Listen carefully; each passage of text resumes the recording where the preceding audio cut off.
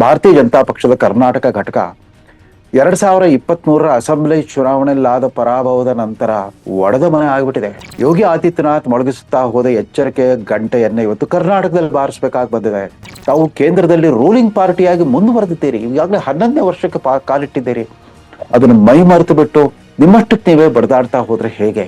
ಕಾಂಗ್ರೆಸ್ ಗೋಲ್ post ನತ್ತ ನೀವು ಚೆಂಡನ್ನು ಕಳಿಸ್ಬೇಕಾಗಿದೆ. ಅದ್ರ ಬದಲು ನಿಮ್ಮಷ್ಟಕ್ಕೆ ನೀವೇ ಸೆಲ್ಫ್ ಗೋಲ್ ಹೊಡ್ಕೊಳ್ತಾ ಇದ್ದೀರಾ. ಇದೊಂದು ಪವರ್ಲೆಸ್ ಸ್ಟ್ರಗಲ್. ಯಾವುದೇ ಬಹುಮಾನ ಮತ್ತು ಪ್ರಶಸ್ತಿ ಇಲ್ಲದೆ ಇದ್ದಾಗಲೂ ಕೂಡ ಇದೊಂದು ಗುರಿರಹಿತ ಹೋರಾಟದಿಂದ ಯಾರಿಗೂ ಒಳ್ಳೇದಾಗಲ್ಲ.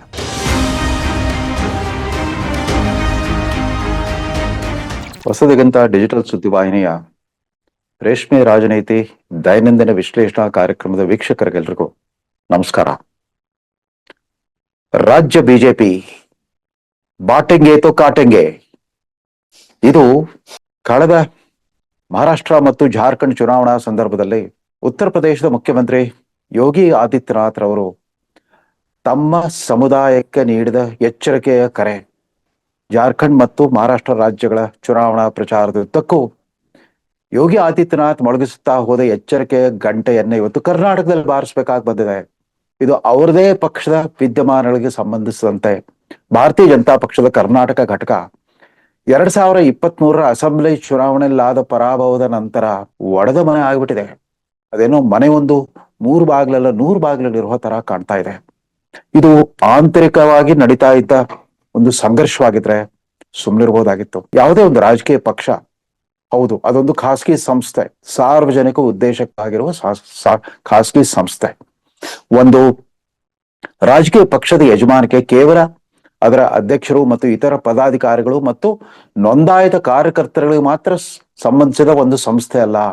ರಾಜಕೀಯ ಪಕ್ಷ ಅಂತಂದ್ರೆ ಅದಕ್ಕೆ ಮತ ನೀಡಿದ ಮತದಾರರಿಗೆ ಕೂಡ ಅದರ ಮೇಲೆ ಹಕ್ಕಿದೆ. ಅದರ ಆಗು ಹೋಗುಗಳ ಮೇಲೆ ಮತದಾರರಿಗೆ ಕೂಡ ತಮ್ಮ ಅಭಿಪ್ರಾಯವನ್ನು ಹೇಳುವ, ಸಲಹೆ ನೀಡುವ, ಟೀಕೆ ಟಿಪ್ಪಣಿ ಮಾಡುವ ಹಕ್ಕಿದೆ ಅನ್ನೋದನ್ನ ಮರೆಯಬಾರದು. ಈ ಮರೆಯಬಾರದು ಅನ್ನೋದನ್ನ ಕರ್ನಾಟಕ ರಾಜ್ಯ ಘಟಕದ ಎಲ್ಲ ಮಟ್ಟದ ಪದಾಧಿಕಾರಿಗಳಿಗೆ, ಶಾಸಕರಿಗೆ, ಸಂಸದರಿಗೆ, ಮಂತ್ರಿಗಳಿಗೆ ಎಲ್ಲರಿಗೂ ಹೇಳಲೇಬೇಕಾದ ಪ್ರಸಂಗ ಬಂದಿದೆ. ಇವತ್ತಿನ ಸೋಷಿಯಲ್ ಮೀಡಿಯಾ ಬರೋದಕ್ಕಿಂತ ಮುಂಚೆ ಮೊದಲ ತಾಲೂಕು ಜಿಲ್ಲಾ ಕೇಂದ್ರಗಳಲ್ಲಿ ಸಿನಿಮಾ, ನಾಟಕ, ಸರ್ಕಸ್ಸು ಬಂದಾಗ ಅದರ ಪ್ರಚಾರವನ್ನ ಒಂದು ಆಟೋ ರಿಕ್ಷಾಗೆ ಲೌಡ್ ಸ್ಪೀಕರ್ ಹಾಕ್ಬಿಟ್ಟು ಕೂಗ್ತಾ ಹೋಗ್ತಾ ಇದ್ರು. ಮರೆಯದಿರಿ, ಮರೆತು ಮರುಗದಿರಿ ಅಂತ ಎಚ್ಚರಿಕೆ ಕೊಡ್ತಾ ಹೋಗ್ತಿದ್ರು. ಅಯ್ಯೋ, ಈ ಸಿನಿಮಾ ನಿಮ್ಮೂರಿಗಿಂತ ಸಿನಿಮಾ ಬಂದಿದೆ, ಇಂಥ ನಾಟಕ ಬಂದಿದೆ, ಅದನ್ನ ನೋಡೋ ಅವಕಾಶ ತಪ್ಪಿಸ್ಕೋಬೇಡಿ, ಮರೆಯದಿರಿ, ಮರೆತು ಮರುಗದಿರಿ ಅಂತ ಅಂದ್ಬಿಟ್ಟು ಭಾರತೀಯ ಜನತಾ ಪಕ್ಷದ ನಾಯಕರುಗಳು, ಇವತ್ತು ಬಡದಾಡ್ತಾ ಇರೋ ನಾಯಕರುಗಳೇ ಹೇಳಲೇಬೇಕಾಗಿದೆ. ಕಳೆದ 10 ವರ್ಷದಿಂದ ಅಂದ್ರೆ 2014ರಲ್ಲಿ ರಾಷ್ಟ್ರ ಮಟ್ಟದಲ್ಲಿ ನರೇಂದ್ರ ಮೋದಿ ಯುಗ ಆರಂಭವಾದಾಗಿನಿಂದ ನೀವು ಅಧಿಕಾರಾರೂಢ ಪಕ್ಷವಾಗಿದ್ದೀರಿ. ತಾವು ಕೇಂದ್ರದಲ್ಲಿ ರೂಲಿಂಗ್ ಪಾರ್ಟಿಯಾಗಿ ಮುಂದುವರೆದಿದ್ದೀರಿ. ಈಗಾಗಲೇ 11ನೇ ವರ್ಷಕ್ಕೆ ಕಾಲಿಟ್ಟಿದ್ದೀರಿ.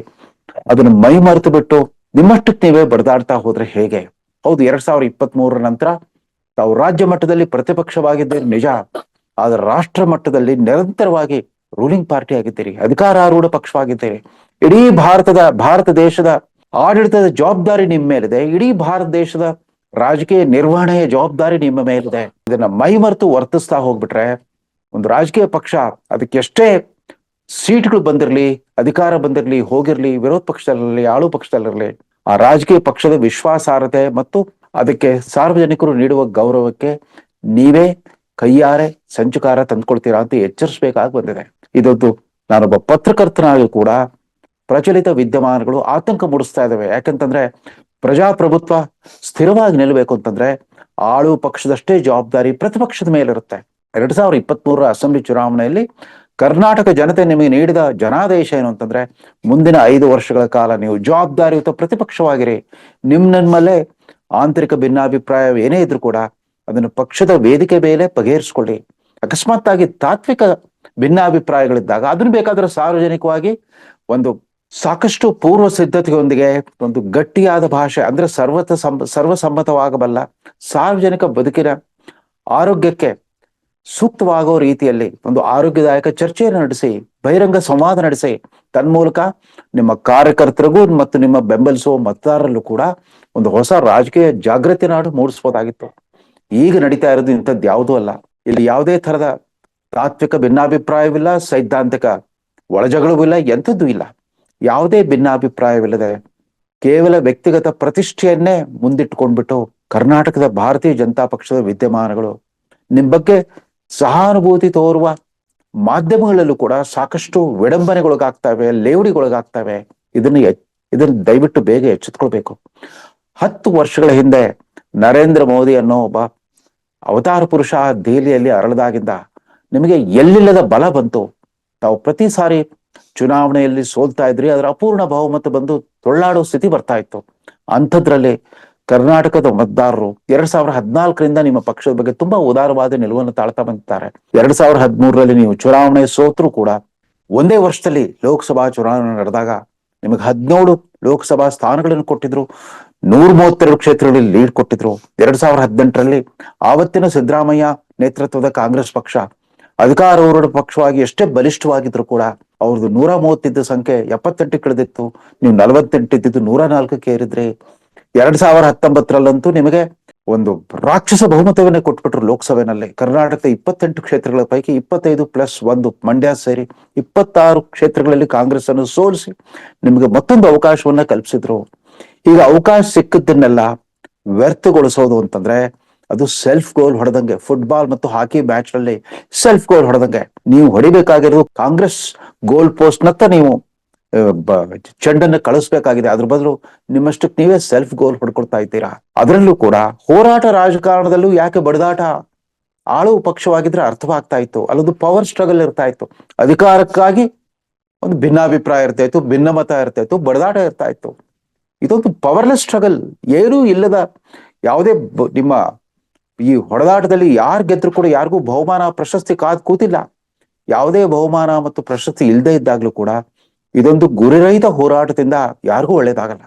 ಹೌದು, ನಿಮ್ಮ ನಾಯಕತ್ವದ ದೃಷ್ಟಿಯಿಂದ, ನಿಮ್ಮ ವ್ಯಕ್ತಿಗತವಾದ ರಾಜಕೀಯ ಹಿತಾಸಕ್ತಿ ದೃಷ್ಟಿಯಿಂದ ನಿಮಗೆ ಸೋಲು ಗೆಲುವು ಆಗಬಹುದು. ಆದ್ರೆ ಅದರಿಂದ ಸಾರ್ವಜನಿಕ ಹಿತಾಸಕ್ತಿಗೆ ಅಂದ್ರೆ ಭಾರತೀಯ ಜನತಾ ಪಕ್ಷವನ್ನ ನಂಬಿದವ್ರಿಗೆ, ಭಾರತೀಯ ಜನತಾ ಪಕ್ಷದ ತತ್ವ ಮತ್ತು ಆದರ್ಶ ನೀತಿಗಳನ್ನ ಗೌರವಿಸ್ತಾ ಬಂದಿರೋರ್ಗೆ, ಎಲ್ಲಕ್ಕಿಂತ ಮುಖ್ಯವಾಗಿ ನರೇಂದ್ರ ಮೋದಿ ಅವ್ರನ್ನ ನಂಬಿಕೊಂಡು ನಿಮಗೆ ನಿರಂತರವಾಗಿ ಮತ ಕೊಡ್ತಾ ಬಂದಿರೋ ಮತದಾರರಿಗೆ ಕೂಡ ದೊಡ್ಡ ಆಘಾತವಾಗ್ತಾ ಹೋಗುತ್ತೆ. ಇವತ್ತು ನೀವು ಕಟ್ಟಿದ ಕಟ್ಟಡವನ್ನ ನೀವೇ ಒಡೆದು ಹಾಕ್ತಾ ಇದ್ದೀರಿ ಅಂತ ಅತ್ಯಂತ ಕಳಕಳಿಯಿಂದ ಎಚ್ಚರಿಸಬೇಕಾಗಿ ಬಂದಿದೆ. ಕಳೆದ 10 ವರ್ಷಗಳಿಂದ ನೀವು ಕರ್ನಾಟಕದಲ್ಲಿ ಅಂತರ್ಗಾಮಿಯಾಗಿ ಹರಿತಾ ಇರೋ ಸಾಮಾಜಿಕ ನ್ಯಾಯದ ರಾಜಕಾರಣಕ್ಕೆ ಪ್ರತಿಯಾಗಿ ನರೇಂದ್ರ ಮೋದಿ ಭಾರತದ ಪ್ರಪ್ರಥಮ ಹಿಂದುಳಿದ ವರ್ಗದ ಪ್ರಧಾನಮಂತ್ರಿಯನ್ನು ಆ ಸರಳ ಸತ್ಯವನ್ನು ಕೂಡ ಜನರಿಗೆ ತಲುಪಿಸಲೇ ಇಲ್ಲ. ನರೇಂದ್ರ ಮೋದಿ ಅವರು ಕಳೆದ 10 ವರ್ಷಗಳಿಂದ ಕೈಗೊಂಡ ಕೆಲವು ಅತ್ಯಂತ ನಿರ್ಣಾಯಕ ಜನಪರ ಕಲ್ಯಾಣ ನೀತಿಗಳ ಬಗ್ಗೆ ಕೂಡ ಯಾವುದೇ ಅರಿವು ಮೂಡಿಸ್ಲಿಲ್ಲ. ಅದು ಜನ್ಧನ್ ಖಾತೆ ತೆರೆಯುವುದಾಗ್ಲಿ, 53 ಕೋಟಿ ಬಡ ಜನರ ಬ್ಯಾಂಕ್ ಖಾತೆ ತೆರೆಯೋದ್ರ ಮೂಲಕ ಅವ್ರನ್ನೆಲ್ಲ ಮುಖ್ಯವಾಹಿನಿಗೆ ತಂದಿದ್ರು. ಆ ಸಂದೇಶವನ್ನು ನೀವು ತಲುಪಿಸ್ಲೇ ಇಲ್ಲ. ಒಂದು ಅಭಿಯಾನವನ್ನು ಕೂಡ ಮಾಡಲಿಲ್ಲ. ಪ್ರಧಾನಮಂತ್ರಿ ಜೀವನ ವಿಮಾ ಯೋಜನಾ ದಿನಕ್ಕೆ ₹1 ಪ್ರೀಮಿಯಂ, ಪ್ರಧಾನಮಂತ್ರಿ ಜೀವನ ಸುರಕ್ಷಾ ಯೋಜನಾ ತಿಂಗಳಿಗೆ ₹1 ಪ್ರೀಮಿಯಂ, ಪ್ರಧಾನಮಂತ್ರಿಯವರ ಮುದ್ರಾ ಸ್ಕೀಮು ಅದರ 67% ಫಲಾನುಭವಿಗಳು SC ST OBC ಮತ್ತು ಧಾರ್ಮಿಕ ಅಲ್ಪಸಂಖ್ಯಾತರೇ ಆಗಿರ್ತಾ ಇದ್ರು. ಇದೀಗ ಮುದ್ರಾ ಸ್ಕೀಮಿನ ಮೊತ್ತವನ್ನ ಅಂದ್ರೆ ಜಾಮೀನು ರಹಿತ ಸಾಲದ ಮೊತ್ತವನ್ನ 20 ಲಕ್ಷ 10ರಿಂದ 20 ಲಕ್ಷಕ್ಕೆ ಏರಿಸಿದೆ ಈ 2024ರಲ್ಲಿ ಅಸ್ತಿತ್ವಕ್ಕೆ ಬಂದಿರೋ NDA ಸರ್ಕಾರ. ಅದನ್ನು ಕೂಡ ತಾವು ತಲುಪಿಸೋದ್ರಲ್ಲಿ ವಿಫಲರಾಗಿದ್ದೀರಿ. ಆಯುಷ್ಮಾನ್ ಭಾರತ ಯೋಜನೆ ಇವತ್ತು ಯಾವುದೇ ಆರ್ಥಿಕ ಮಿತಿ ಇಲ್ಲದೆ 70 ವರ್ಷ ಮೀರಿದ ಎಲ್ಲ ಪ್ರೌಢ ವಯಸ್ಕರಿಗೂ ಕೂಡ ಅನ್ವಯಿಸುವಂತ ಮತ್ತೊಂದು ನಿರ್ಧಾರವನ್ನು ಕೈಗೊಂಡಿದ್ದಾರೆ. ಆ ಸಂದೇಶ ಕೂಡ ರಾಜ್ಯ ಜನರಿಗೆ ತಲುಪೇ ಇಲ್ಲ. ಜೊತೆಗೆ ಈ ಬಾರಿ ಲೋಕಸಭಾ ಚುನಾವಣೆಯಲ್ಲಿ ಅತ್ಯಂತ ಪರಿಣಾಮಕಾರಿ ಪ್ರಾತಿನಿಧ್ಯವನ್ನು ಕೊಟ್ಟಿದ್ದಾರೆ. ಲೋಕಸಭೆಯಲ್ಲಿ ಕರ್ನಾಟಕದ 17 ಮಂದಿ ಭಾರತೀಯ ಜನತಾ ಪಕ್ಷದ ಸಂಸದರು, 2 ಮಿತ್ರ ಪಕ್ಷವಾದ NDA ಸಂಸದರು, 19 ಜನರ ಅತ್ಯಂತ ಅರ್ಹ ಅನುಭವಿ ನಾಯಕರ ಒಂದು ದೊಡ್ಡ ತಂಡವೇ ಅಲ್ಲಿದೆ. ಅದರಲ್ಲೂ ಕನಿಷ್ಠ 2 ಮಾಜಿ ಮುಖ್ಯಮಂತ್ರಿಗಳಿದ್ದಾರೆ. ಹಲವಾರು ಜನ ಇಲ್ಲಿ ಕರ್ನಾಟಕದಲ್ಲಿ ಉಪಮುಖ್ಯಮಂತ್ರಿಗಳಾಗಿದ್ದವರಿದ್ದಾರೆ, ಮಂತ್ರಿಗಳಾಗಿದ್ದವರಿದ್ದಾರೆ, ಶಾಸಕರಾಗಿ ಅನುಭವ ಪಡ್ಕೊಂಡವರಿದ್ದಾರೆ. ಜೊತೆಗೆ ಹೃದ್ರೋಗ ತಜ್ಞ ಡಾಕ್ಟರ್ ಮಂಜುನಾಥ್ ತರ ಜನಪ್ರಿಯ ಆಡಳಿತಾಧಿಕಾರಿಗಳು ಕೂಡ ಇದ್ದಾರೆ. ಇಂಥ ಒಂದು ತಂಡವಿದ್ದಾಗ ನಿಮ್ಮ ಅಸ್ತಿತ್ವವನ್ನ ರಾಜ್ಯ ಮಟ್ಟದಲ್ಲೂ ಕೇಂದ್ರ ಮಟ್ಟದಲ್ಲೂ ಅತ್ಯಂತ ಪರಿಣಾಮಕಾರಿಯಾಗಿ ಬಿಂಬಿಸುವಂತ ಒಂದು ಅವಕಾಶ ತಮಗಿದೆ. ದಯವಿಟ್ಟು ತಾವು ಮರಿಬೇಡಿ. ತಾವು ಕೇಂದ್ರದ ಇಡೀ ಭಾರತದ ಆಡಳಿತ ಜವಾಬ್ದಾರಿ ನಿಮ್ಮ ಮೇಲಿದೆ. ಕೇಂದ್ರದಲ್ಲಿ ನೀವು ರೂಲಿಂಗ್ ಪಾರ್ಟಿ, ರಾಜ್ಯದಲ್ಲಿ ನೀವು ವಿರೋಧ ಪಕ್ಷ. ನಿಮ್ಮ ಕೇಂದ್ರದ ಸಚಿವರುಗಳು ಕೂಡ ತಮ್ಮ ಖಾತೆಗೆ ಸಂಬಂಧಪಟ್ಟಂತೆ ಜನರಿಗೆ ಮಾಹಿತಿ ನೀಡೋದ್ರ ಬದಲು, ನರೇಂದ್ರ ಮೋದಿ ಸರ್ಕಾರ ಜನರಿಗಾಗಿ ಏನೇನ್ ಮಾಡ್ತಾ ಇದೆ ಅಂತ ಹೇಳೋದ್ರ ಬದಲು ಬಂದಿಲ್ಲಿ ಧರಣಿ ಕೂತ್ಕೊಳ್ತಾರೆ, ಪ್ರತಿಭಟನೆ ಮಾಡ್ತಾರೆ, ರಾಜ್ಯ ಸರ್ಕಾರವನ್ನ ಟೀಕಿಸೋದ್ರಲ್ಲಿ ಮಗ್ನರಾಗಿರ್ತಾರೆ. ಅದರ ಬದಲು ಮೋದಿಯವರು ತಮ್ಮ ಮೇಲೆ ವಿಶ್ವಾಸ ಇಟ್ಟು ವಹಿಸಿರೋ ಮಹತ್ವದ ಖಾತೆಗಳ ಬಗ್ಗೆ, ಆ ಖಾತೆಯ ಕಾರ್ಯನಿರ್ವಹಣೆ ಬಗ್ಗೆ, ಅದರ ಕಾರ್ಯ ಯೋಜನೆಗಳ ಬಗ್ಗೆ ತಿಳಿಸೋ ಕೆಲಸ ಮಾಡ್ಬೇಕಾಗಿತ್ತು. ಭಾರತೀಯ ಜನತಾ ಪಕ್ಷದ ಇವತ್ತಿನ ಸ್ಥಿತಿ ನೋಡಿದ್ರೆ ಯೋಗಿ ಆದಿತ್ಯನಾಥರ ಎಚ್ಚರಿಕೆಯ ಮಾತನ್ನೇ ಹೇಳಬೇಕಾಗಿದೆ.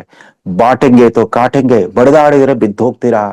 ಅದೇ ರೀತಿ ನರೇಂದ್ರ ಮೋದಿ ಅವರು ಕೂಡ ಆ ಇತ್ತೀಚಿನ ಚುನಾವಣಾ ಪ್ರಚಾರದಲ್ಲಿ ನೀಡಿದ ಮತ್ತೊಂದು ಎಚ್ಚರಿಕೆಯ ಮಾತು, ಏಕ್ ಹೈ ತೋ ಸೇಫ್ ಹೈ, ಒಗ್ಗಟ್ಟಾಗಿದ್ರೆ ಉಳಿತೀರಾ, ಬದುಕ್ತೀರಾ ಅಂತ ಅಂದ್ಬಿಟ್ಟು. ರಾಜ್ಯದ ವಿವಿಧ ತಲೆಮಾರುಗಳ ಭಾಜಪ ನಾಯಕರುಗಳು ಇವತ್ತಿನ ಈ ಹೊಸ ದಿಗಂತದ ಈ ಕಾಳಜಿಯನ್ನ ಅರ್ಥ ಮಾಡ್ಕೊಳ್ಬಿಟ್ಟು ತಮ್ಮ ಆಂತರಿಕ ಬಡದಾಟವನ್ನು ನಿಲ್ಲಿಸಿ ಒಗ್ಗಟ್ಟಿನ ಪ್ರದರ್ಶನ ಮಾಡ್ತಾರೆ. ನರೇಂದ್ರ ಮೋದಿ ಅವರ ರಾಯಭಾರಿಗಳ ತರ ಕರ್ನಾಟಕದ ಮತದಾರರಿಗೆ ಸಂದೇಶವನ್ನ ತಲುಪಿಸೋ ಕೆಲಸ ಮಾಡ್ಲಿಕ್ಕೆ ಶುರು ಮಾಡ್ತಾರೆ ಅಂತ ಆಶಿಸ್ತಾ ಈ ಸಂಚಿಕೆಯನ್ನು ಮುಗಿಸ್ತಾ ಇದ್ದೀನಿ. ನಮಸ್ಕಾರ.